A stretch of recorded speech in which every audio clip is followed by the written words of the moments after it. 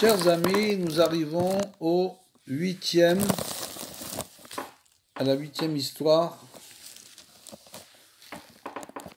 des Chassidim du Rebbe. Sukkot de l'an 5562. Rabbeinu quitta Zlatipoli où il vécut 2 ans pour aller s'installer à Breslev finalement. Au même moment, le Maguide de Tirovitz était dans sa soukha et somnolait. Il eut une vision, on lui mentionnait le verset « Je vous ôterai votre cœur de pierre et vous donnerai un cœur de chair ». Le cœur de pierre, c'était Zlatipoli, qui signifie en russe « beaucoup d'argent ». Pourquoi ? Parce que cette ville était nommée ainsi à cause de sa richesse. Dans un autre verset, on associe les pierres à de l'argent. Comme c'est écrit pour Shlomo Ameler, il est écrit là-bas « Shlomo donna de l'argent comme des pierres », tellement il en avait. D'autre part, le cœur de chair faisait allusion à Breslev, puisqu'il est écrit dans le Midrash « Ne lis pas Bassar, mais Bosser », avec un Samer et non un Shin, ce qui fait que Lev Bosser est composé des mêmes lettres que Breslev, c'est-à-dire en fait le cœur de chair. Il déduisit que la sortie de Zlatipoli était rattachée au début du verset « Je vous ôterai un cœur de pierre » qui fait bien sûr allusion à l'argent et que la fin du verset était rattachée à l'entrée de Rabbeinu à Breslev « Je vous donnerai un cœur de chair ». C'est le songe que fit le Maguide de Tirovitz au même moment où Rabbeinu sortait de Zlatipoli pour se rendre à Breslev, s'installer à Breslev. Un jour,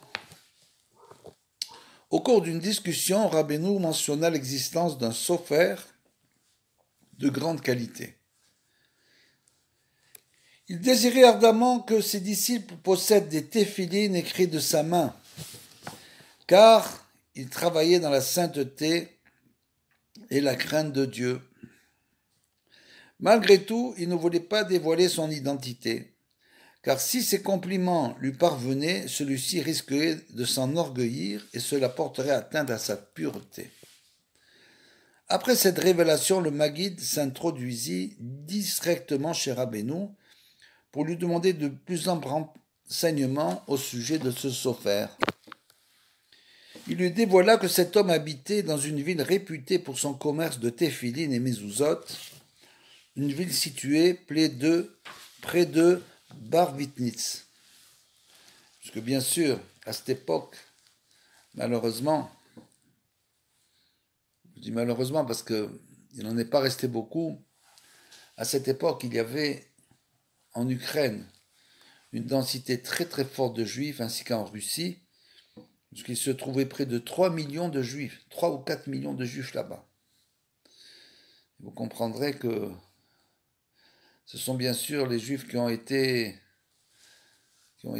détruits à la suite de la Shoah, puisque les juifs de Russie sont partis s'installer en Pologne, malheureusement.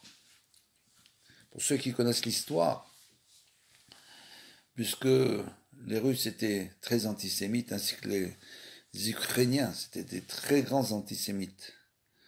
Ils ont fait énormément de mal au peuple juif, avec les Cosaques, etc., et même les Ukrainiens. Et donc, quand la Pologne a ouvert ses portes, elle a ouvert ses portes aux Juifs, 3 millions de Juifs sont partis là-bas s'installer.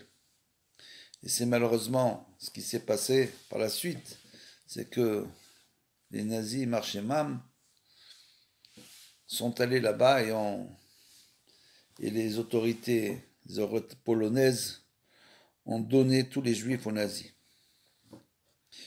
Marchemam. Il trouva donc qu'il serait profitable au Maguide de posséder de telles téphilines.